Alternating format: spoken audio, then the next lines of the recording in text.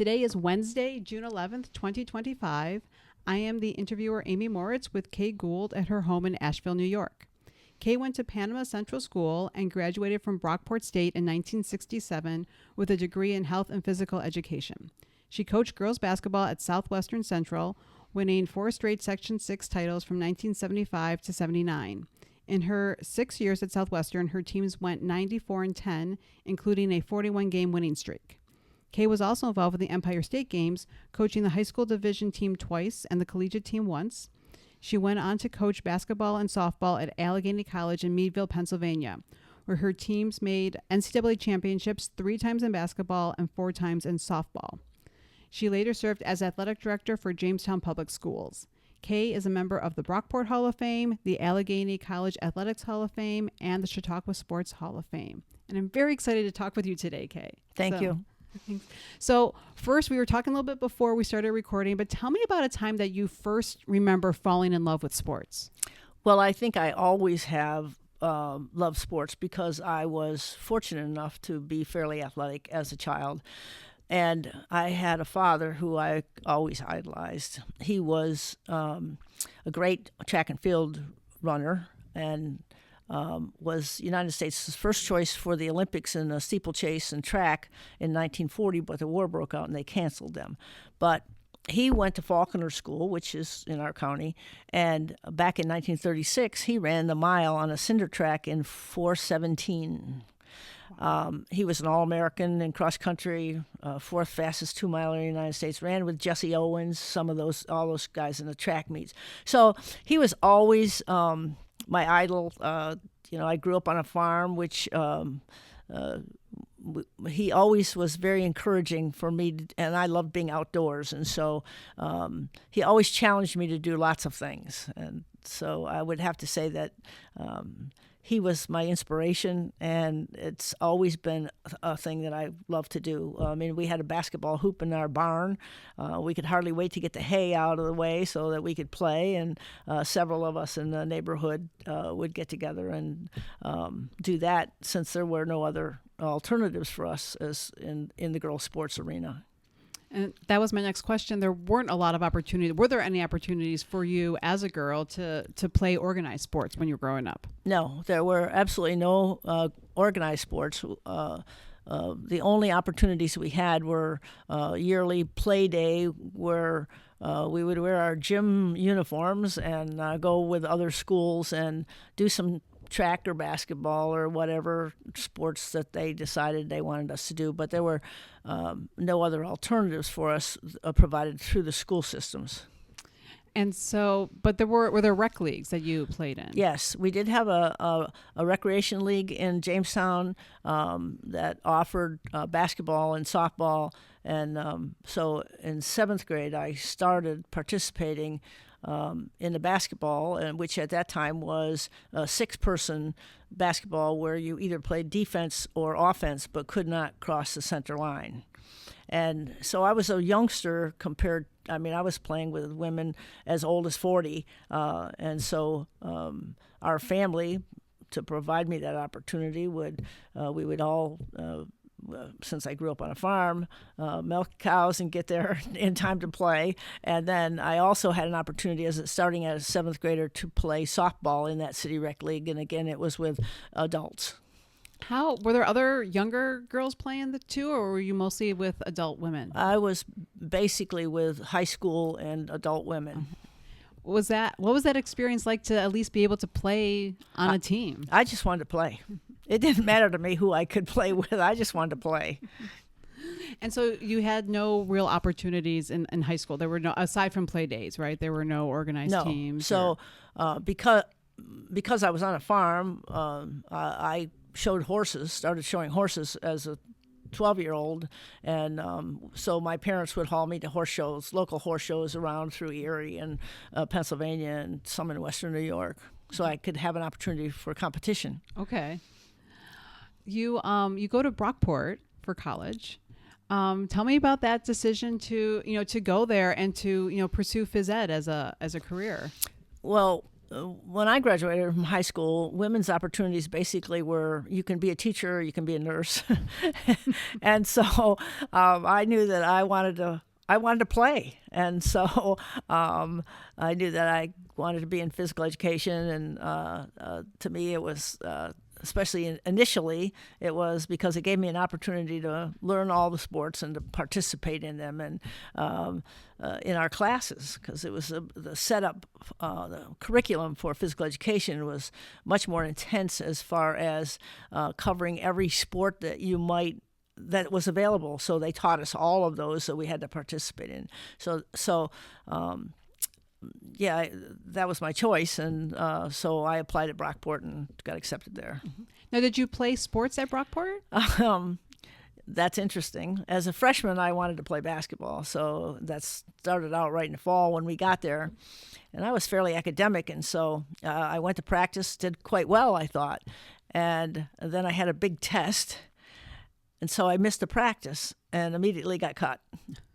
And so I never had an opportunity to play there. And so I started the typical college social life then.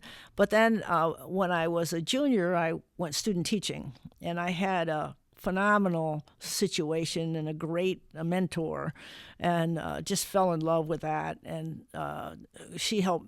I was a part of all of the programs that they had, helping coaching basketball and helping with gymnastics, which I had no previous background with whatsoever. And so when I came back to college, I actually went to the gymnastics coach and helped learn how to spot their gymnastics team and worked with that. And then as a senior, I played volleyball and did track and field as a collegiate athlete. Okay. And what was that like then your senior year to be on those fun. teams? Yeah, I loved it. And I was by that time, I had made some inroads with the faculty, and I was a faculty assistant and helped them with a lot of their classes. And so, yeah, it was a great opportunity. I loved the competition. Uh-huh. So after you graduated from Brockport, just take me, where did you go next? Where was your first job? My first job was at Panama Central School locally, and I was there for 2.5 years, and then went on a maternity leave, and the middle school principal from Southwestern, Bud Windoff, came to my husband and said, "Hey, look, at Southwestern is much closer. We'd really like her to come there." And so I did, and was there for 9 years. Okay. Now, all around this time, especially as you're a young professional starting out, is when Title IX is passed and kind of starts coming into play. What do you remember, about that time? Well, obviously at that time, I was still playing a lot of softball with a travel team of a group of physical education teachers and high school kids, and just some really, really good athletes that were in the world, and so we loved the competition and traveled a lot in the summers. And then as Title IX started to emerge, there was no question that we really felt this was an opportunity for us now to help provide that opportunity for our young women to have some competitions that are supported by the school systems. And so 3 of us that were phys ed teachers at the time went to the Chautauqua County Board of Education meeting and talked with them about the fact that this was really a necessary part of the education for all of the population. We weren't trying to detract from anything that the guys had. We just wanted to add and give opportunities, the same opportunities, to our young girls.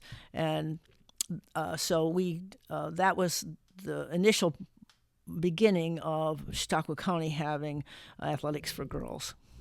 Was that much of a battle?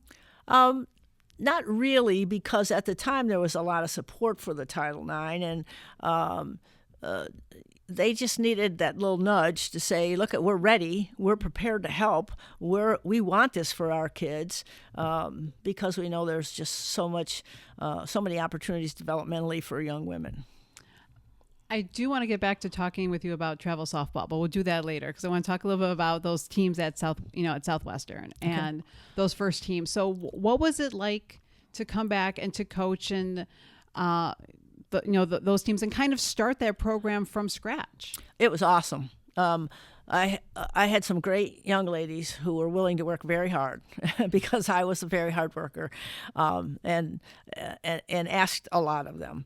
And so initially we had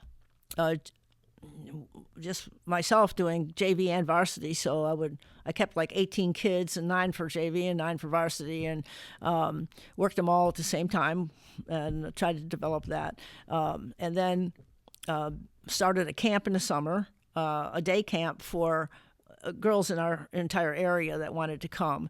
And so I could keep my players and moving toward developing their skills more. And I also taught in the middle school, so was very encouraging to a lot of the young girls to join in and start to learn those skills so that we could start to prepare them for those opportunities for them.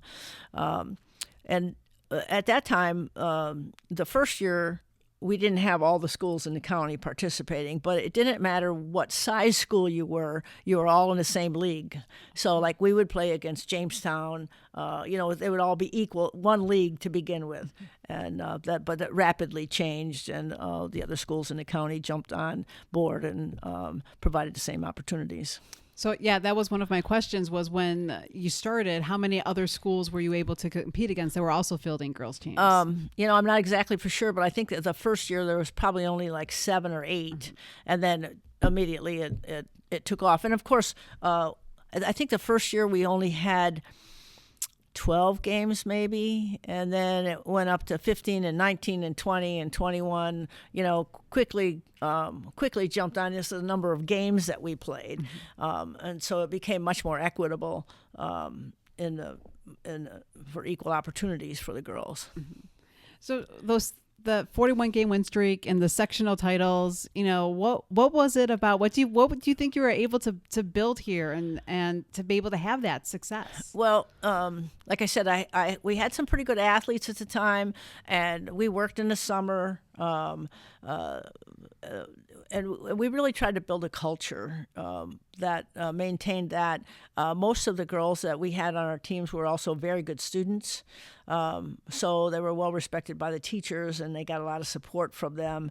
And we would actually do breakfasts for the volleyball team because some of the kids played both, and try to really encourage them. And but there's no question that we worked very hard. And at that time, there weren't as many sports as there are today. Today, there's just so many sports for kids to be a part of.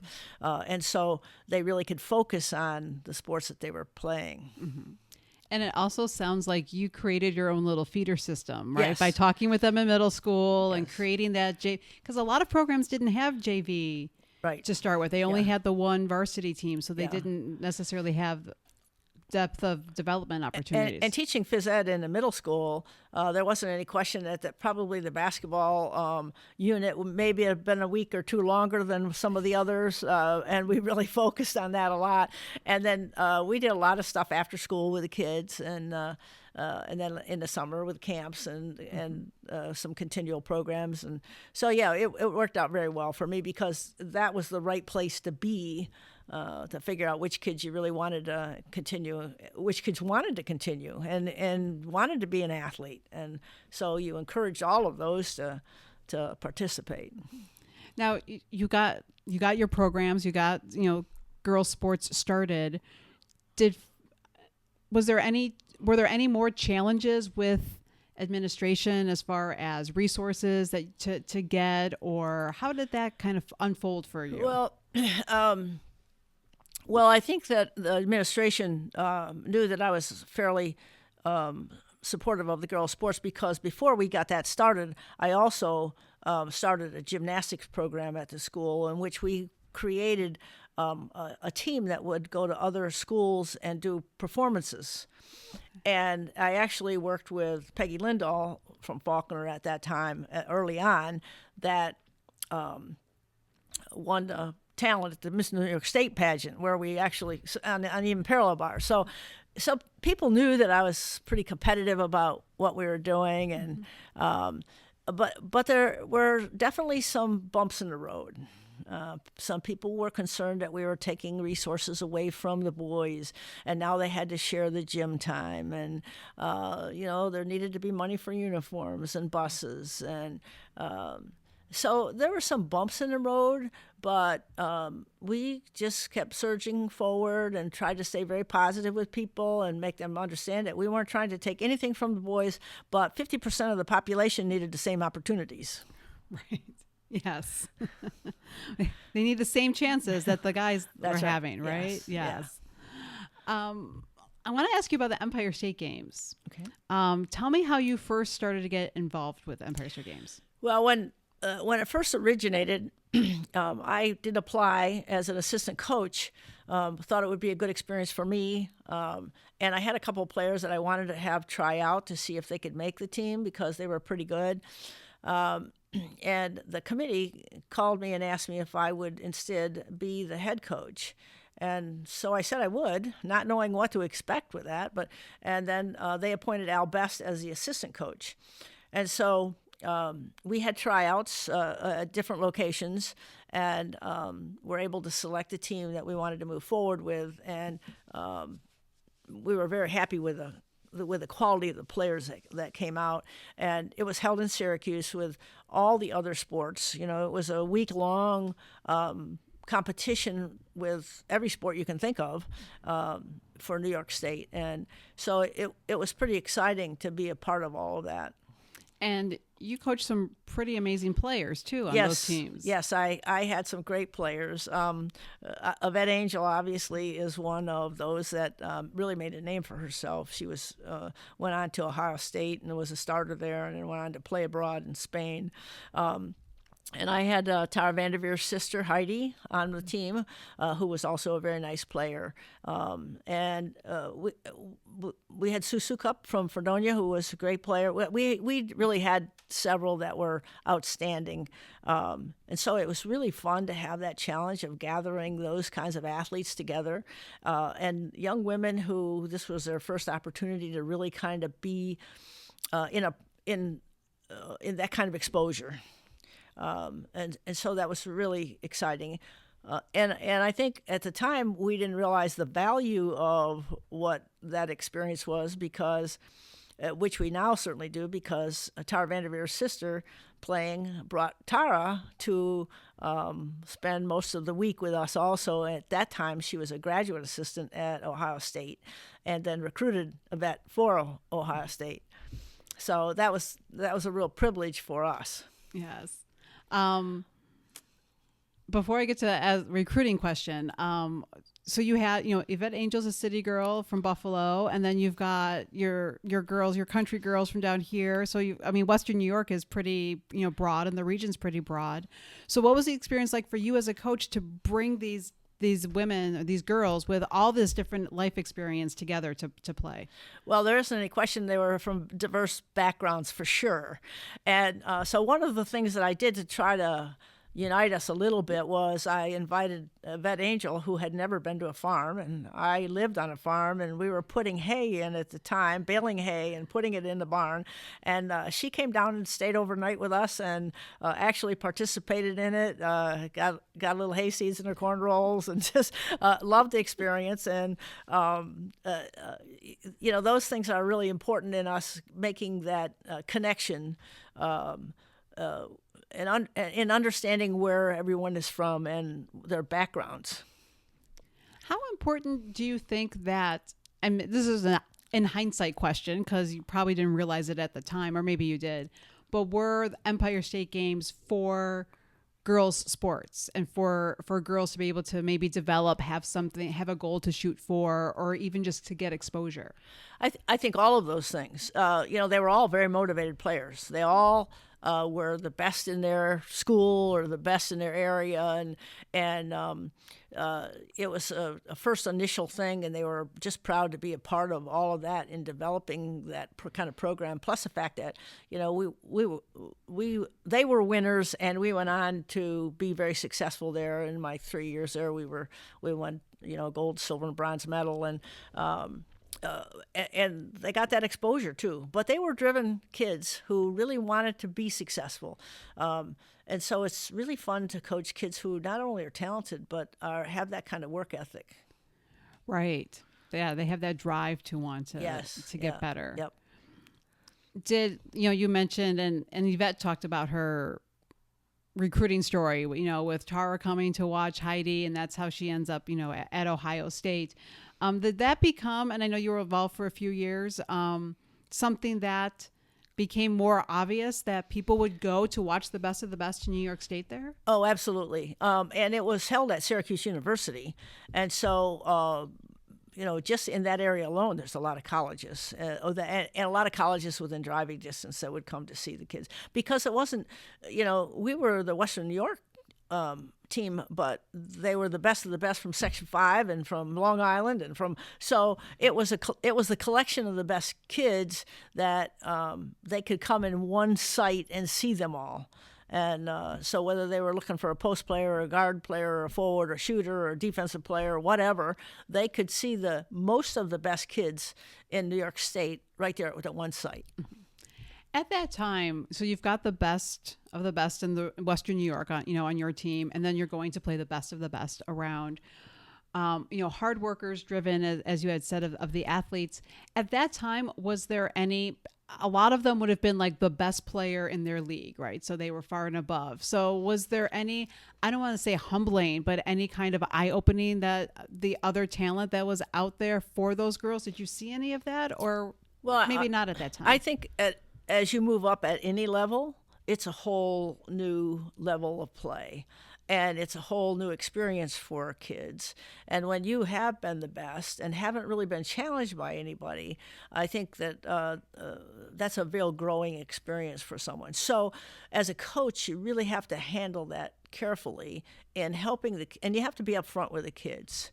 And, honesty is really important. And but so is continuing to develop their confidence.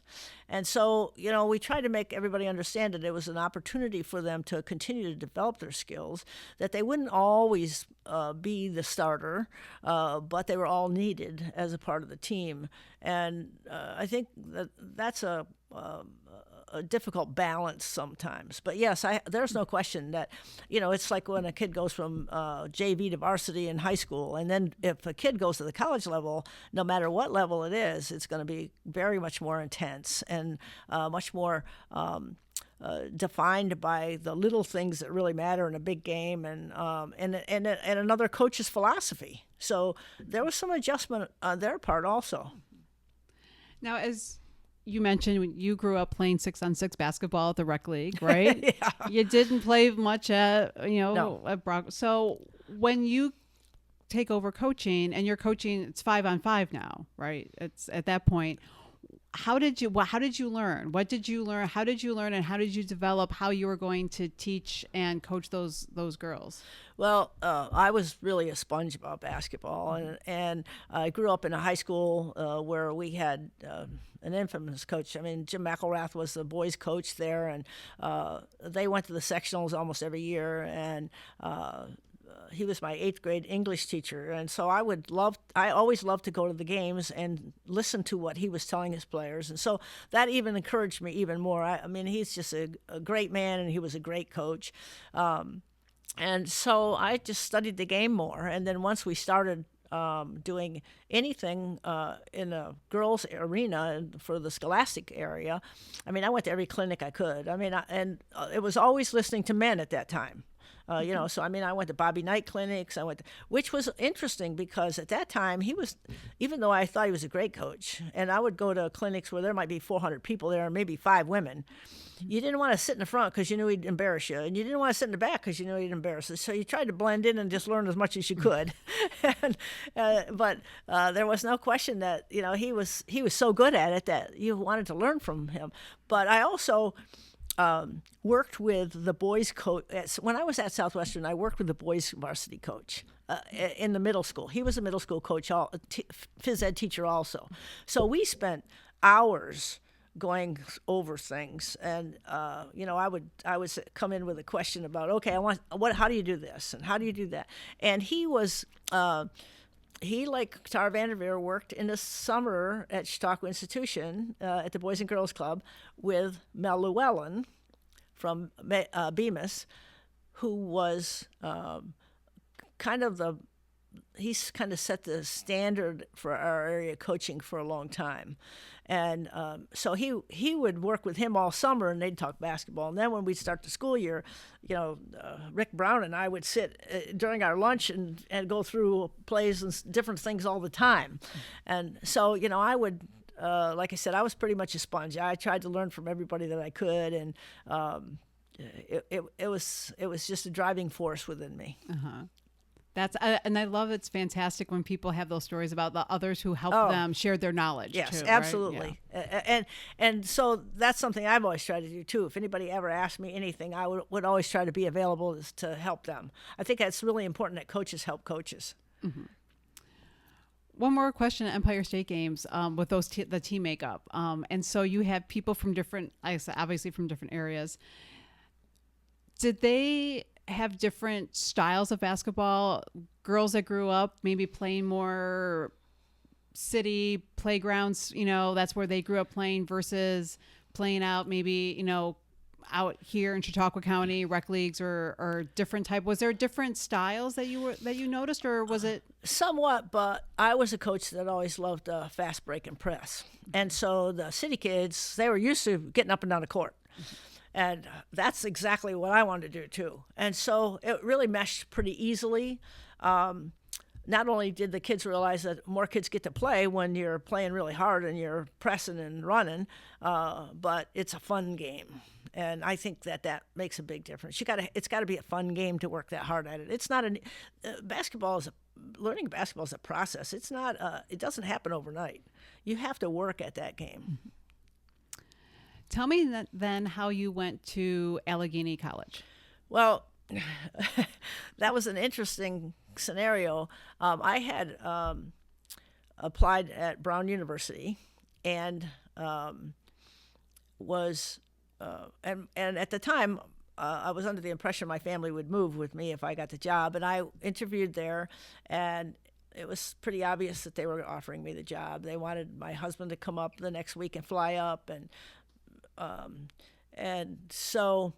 he showed me different farms and areas that would be good. So I really knew I had the job. The athletic director took me to meet his family. I mean, it was pretty much a done deal. And then in discussing it with my family, that it was not going to happen. They weren't going to move. And so at the same time, the Allegheny College job opened up. And so I applied there and got an interview. They had some other people who had a lot of experience, some of them college experience, but I was fortunate enough that Norm Sundstrom hired me, and we got along great. He was a great supporter of girls sports, and we had like I said, we had a terrible program in the past. They'd only won one game when I took over the program. That was a very difficult thing. Kids would go to sorority meetings before they come to practice, and that was not my style. So a test is one thing. Yes. Sorority meeting's a different thing, yes. Right? And so I had a young lady, actually, that was a point guard who was a phenomenal young lady who's a great lawyer now in Philadelphia, and she was also big into the sorority. So she helped this sorority group and myself work things out. So that was a whole lot different. So anyway, then I was made my effort to be a very good recruiter, and I brought in 10 freshmen. And at one point I had 7 kids on the team that were 1,000-point scorers. And also kids that wanted to play 2 sports where they couldn't in other situations. And so, I mean, I had one young lady that was offered a Division I scholarship to play softball at Indiana University, Indiana, and came to Allegheny because she wanted to play 2 sports and it was close to home. So the program developed quickly there, so it was one of those things where we immediately started going south in softball in the spring, and in the wintertime in and I was one of the few people that started a weight program. I mean, the kids had to be that was back in the 80s. So the kids had to be in the weight room at 6 a.m, and in the spring we'd go to the track and work out, and in early fall, and the kids that were pitchers and catchers worked during lunch in an old gym that we had, and so it was a combination of a lot of really great kids who wanted to work really hard. I had a lot of All-Americans there. Mm-hmm. And we mentioned this before we started recording, but those 1,000-point scorers did not have the benefit of the 3-point line. Yeah, that's to me, that needs to be a separate division, because 1,000 points at that time was much harder to get. And now with a 3-point line, you really basically only have to score like 3/4 of the same number of points in order to get your 1,000 points. So it's a different world, and the strategy in basketball, the 3-point has made the strategy in basketball much different than it was in those days. You really looked for a really good center and a point guard, somebody could pass the ball, and now a lot of people play 4-1 or 5-out, and are looking. And kids love to shoot 3. I mean, they think that's where they should be. I'm not. I mean, I think that's a great thing. It's advanced the game a lot, and it's made the game faster. But I think our young kids try to shoot it way too soon, and it hurts their shot. Oh, yeah. That would make sense, right? Yeah. Too soon, especially if you are maybe a natural center. Their form is not good. And a kid who's a center doesn't get the same kind of experience that they have developing a skill inside, usually in a high school or a middle school program or JV program. And so it's just changed the whole strategy and the mindset of basketball. Yes. Yeah. It is totally different. You don't have that footwork for those centers. Yeah. And again, at Allegheny, I was, the advocate of we're going to press and run. And so, a lot of kids could play, and it was a fast game, and it was fun. And I would have to say I was fairly demanding. If you say that, then I bet your players would also say, oh, yes. They would. But the wonderful thing is that I still hear from them, from almost all of them. And so there was a great connection there. Yeah. How was the support at Allegheny? Actually got pretty good, considering. When I took over the program, there really was no financial support at all. But I ended up having, an unlimited phone budget. I got recruiting money, to travel. We ended up with meal money. Ended up getting a manager that would take care of our uniforms and stuff for us. Those things were all added when I was there. And I have to say that when you win, you get a lot more support. But we got, it's important to make I think the right connections for the right reasons with the people that are important. And we always included our president and our vice president at the college in our activities. And our like during softball season, my players had to go to their classes in their uniform, and if they had to leave, they had to leave, but they had to show up there. And the professors appreciated that, and they came out watching the kids. I mean, they really came out to support the kids because they knew that they were there for academics too. Mm-hmm. And we ended up starting, so the local radio station came to start to do our games, and we got interviews, and we started a Golden Gator Club with our support from adults, and the athletic director Norm Sumpson would take me to some of the alumni gatherings, and its success makes that difference, I think. But I worked hard at developing those relationships that would support us, and the kids did too. And I think that's really important. Allegheny's a fairly small school, and so when you show up in class and say, I want to come to your first half of your class, but I do have to leave to catch the bus, I think the professors really appreciate that. Plus the fact that I always sent out cards every 5 weeks to the professors to make sure that they were passing. And if they weren't, they couldn't I wouldn't let them travel. And that was my rule, because I think it's really important that develop the whole person, not just the athlete. Right, and that was the whole reason for adding athletics and athletic competition for girls and women was to develop the whole person. That's right. So you can't ignore that other part. That's right. when you get that opportunity. Yes, absolutely.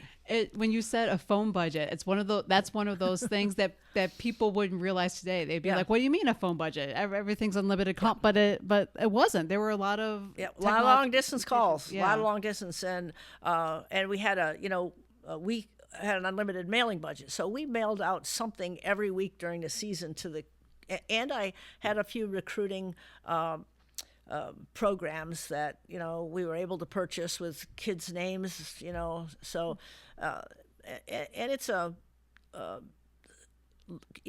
Allegheny is kind of known nationally, but you really want to recruit like 4 hours within 4 hours away, because those kids really do know what Allegheny stands for, and it's a very good academic school, and so it made it good. Like over Christmas break, I would be in gyms in Pittsburgh all the time for their Christmas tournaments, looking at kids, and at that time, if a coach showed up in a gym, that was really important.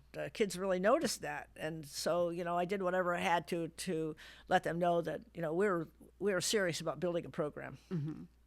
You mentioned that the radio station started broadcasting, some of your games. Even going back to the success you had at Southwestern in high school, what was the local media coverage like? Did you felt you got any? Oh yes, we had really good sports reporters from the Post Journal back in those days. I mean, we still do. Scott's great today, but and so they jumped on board and were pretty supportive of us, and which really helps a lot.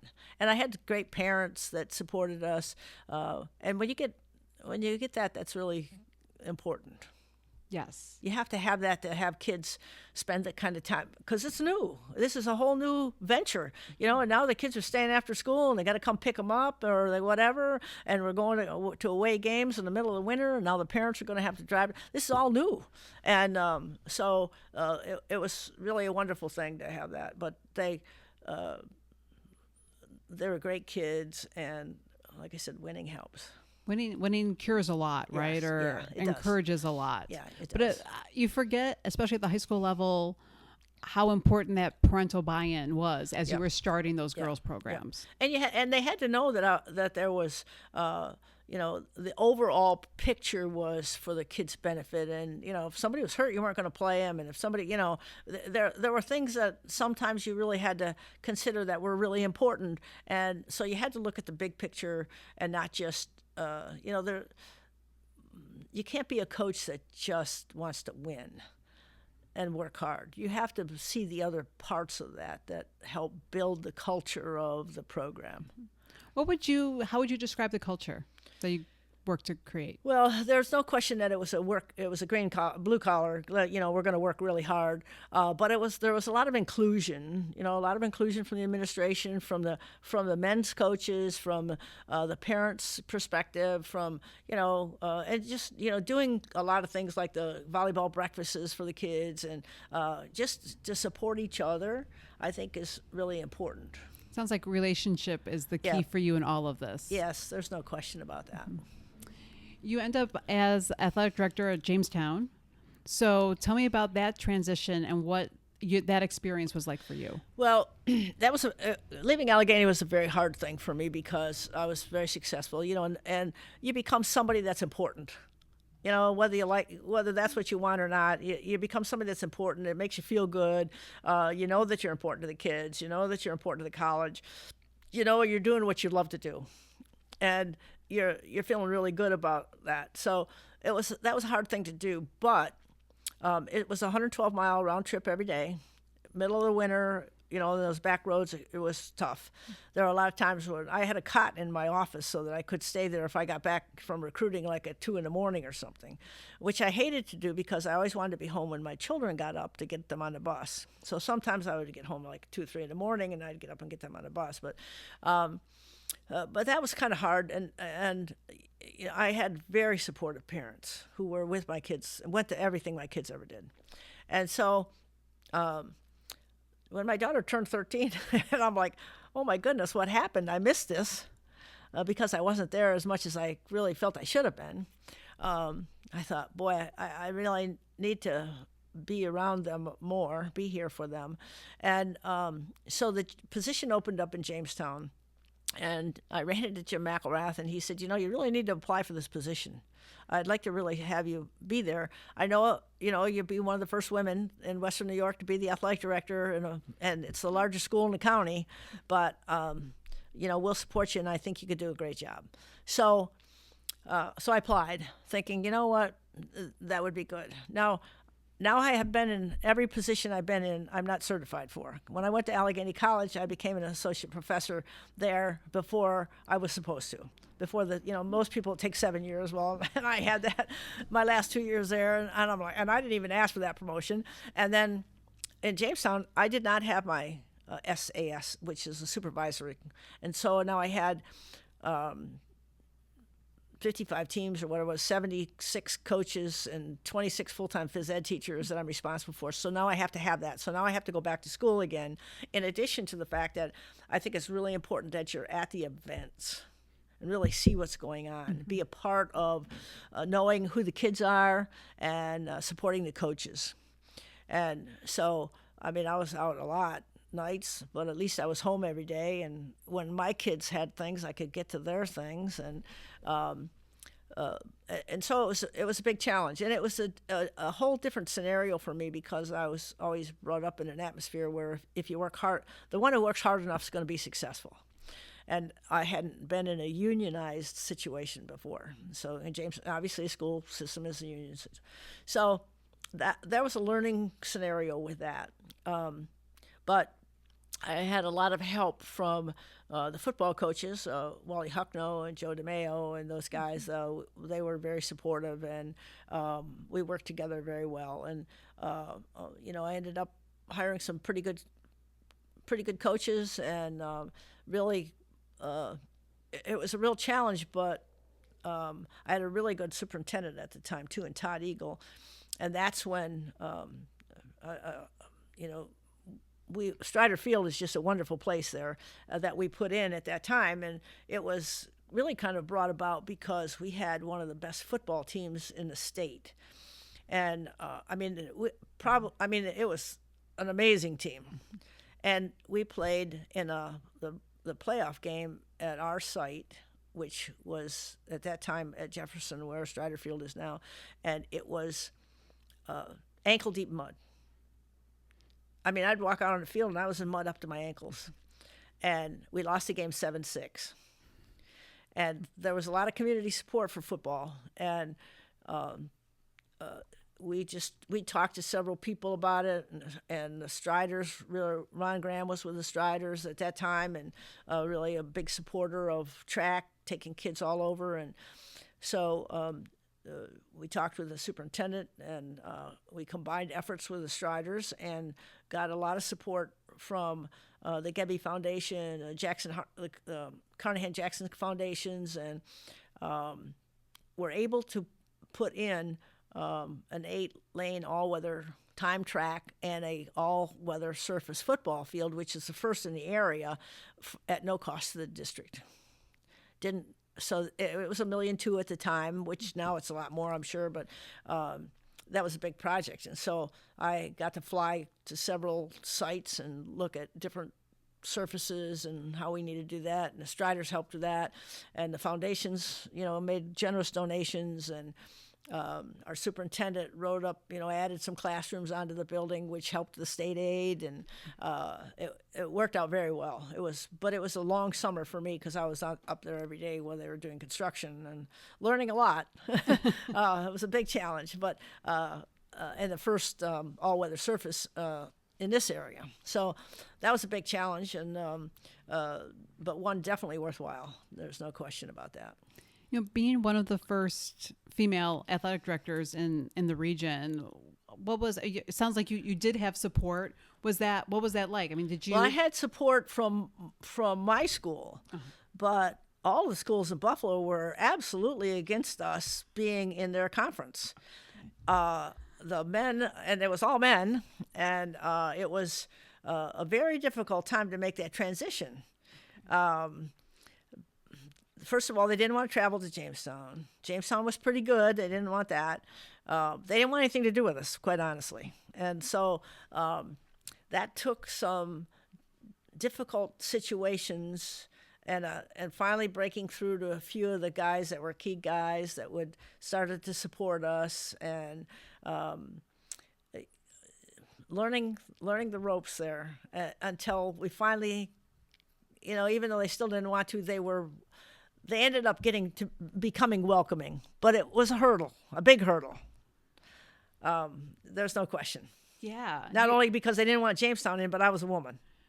Just a double, right? Yeah. It was a double Yeah. kind of edge for them. Yeah. And that's interesting because I didn't think about your school district community supportive, but now you've got to play with in the league with these other parts of the old boy network. Right, because they started, a long time ago, Jamestown played in the county, but they were always so much bigger than everybody else that it wasn't really fair. And so when they said, okay, no, by numbers, you have to be in this Buffalo ECIC league. Mm-hmm. You have to be in that. And, nobody wanted that transportation. Nobody wanted to come down to Jamestown. Nobody wanted Jamestown to go up there. So it was very difficult. At that time, what was it like supporting the women's teams, the girls' teams at Jamestown? It was still, they were stable. Let's put it that way. They were stable. But I think it was important to begin to find coaches that were serious about what they were doing. Like, Bo Senior was at Jamestown in the girls basketball, and he was serious about it. Mm-hmm. Randy Anderson and David Dix did soccer, and they were serious about it. And took care. Really thought it was important to them that the whole person be developed, not just the sport, but were tactically and good coaches, and made a big difference. You have to have people like that. We had Dave Reinhardt, and we had just many of them. But the football and basketball were very, very solid there, very solid. And there were a lot of good coaches there. I mean, we had a good baseball program. There's a wonderful baseball field here that we use, that really makes a big difference to have facilities that are really good. And so, they were stable, and I think that we helped make them better. Mm-hmm. All right, I'm going to take you back to something different now. I want to talk about you playing travel softball. Okay.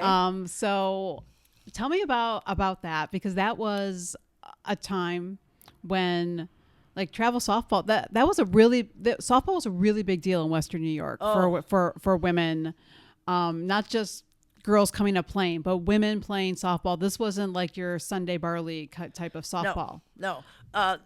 It was the one place where people who were athletic and really wanted to compete could go to. And in Jamestown, the men's softball was unbelievable at that time too, with Jim Adamczak and Ron Fredris. I mean, they've been known all over. And we had the modified and fast pitch men's softball was amazing.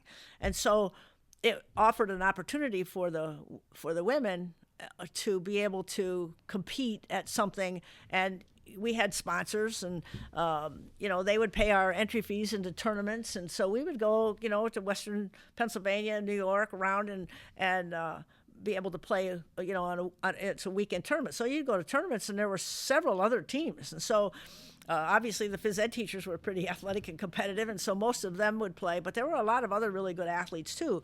Like I said, when I first started at Faulkner in my first job, I had a 7th grader named Lita Peterson, and she played with us quite a bit, and she was amazing. And she was one of the young ladies who went on and played with the Breskys out of Buffalo.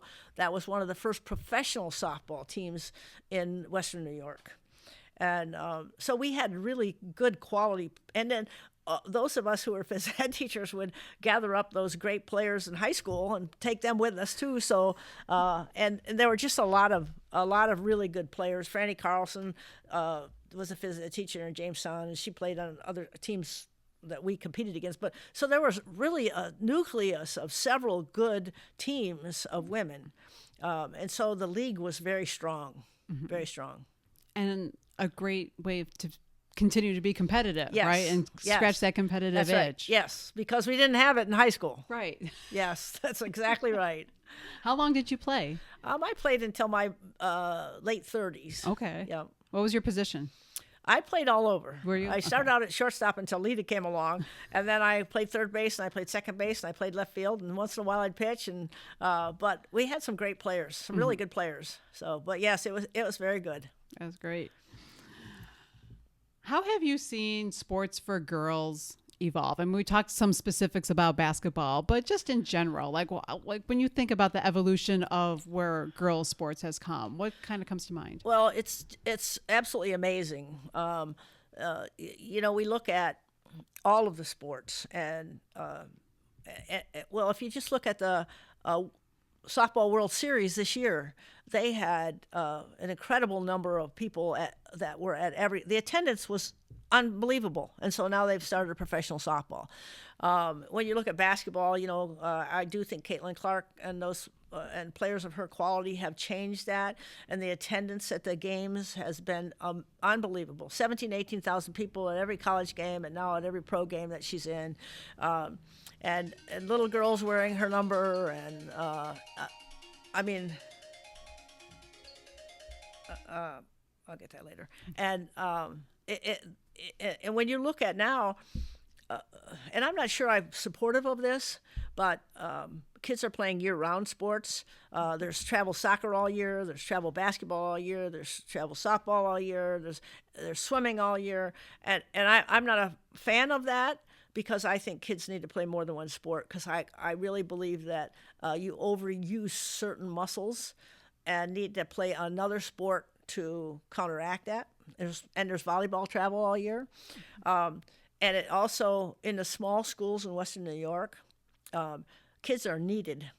And those athletes really need to play more than one sport to help their school be successful.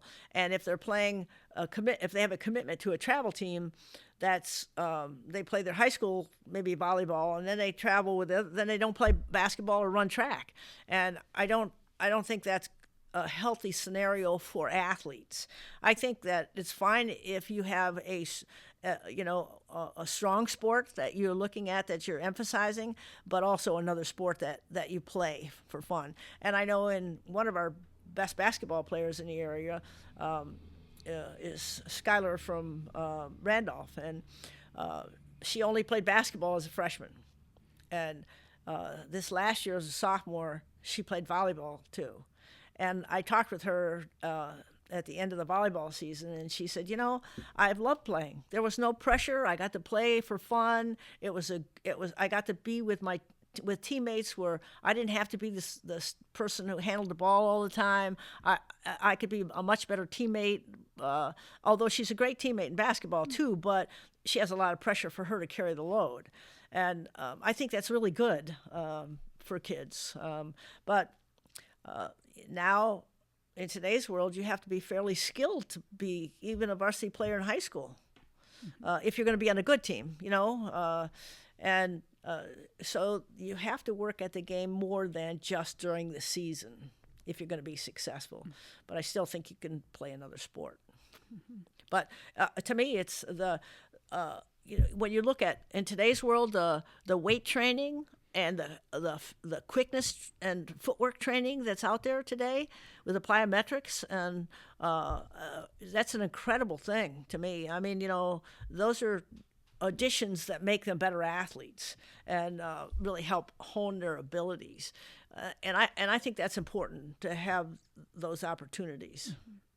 Well, and you were having them go to the weight room in the 80s at Allegheny. Yeah, that was unusual. Yeah, yes. I always felt that was important. Do you ever consider yourself, or did you ever consider yourself a pioneer? I think I was.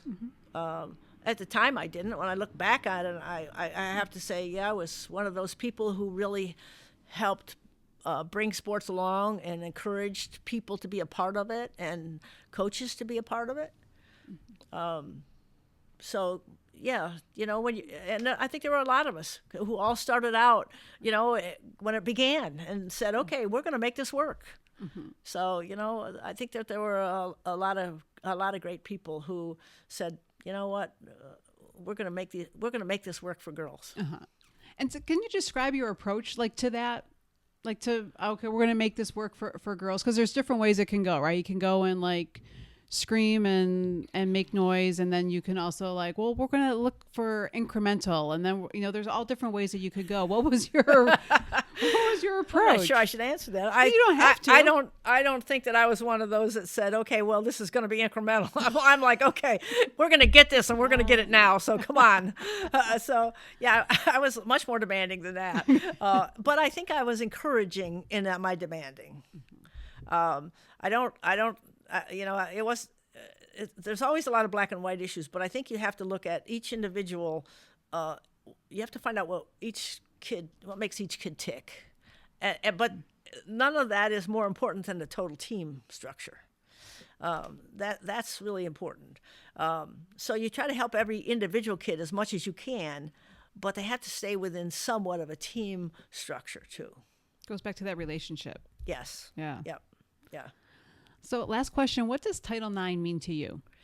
Well, to me, it's a rebirth. It's a beginning. It was a reckoning of the fact that women could be athletes. They could have a part of them that they could grow, just like academics. If they were bright in academics, not everybody's bright in academics, but not everybody's an athlete, and not everybody's musical, but they should all have opportunities to grow in what their strengths are, and to use those strengths to build themselves and grow in many ways, to become what they are capable of. And so to me, it was very important. It's made a whole lot of difference for thousands and thousands of young women to gain confidence in themselves, to become recognized, to use their abilities, just like we would like every person who's growing up to do. So I think that's really important.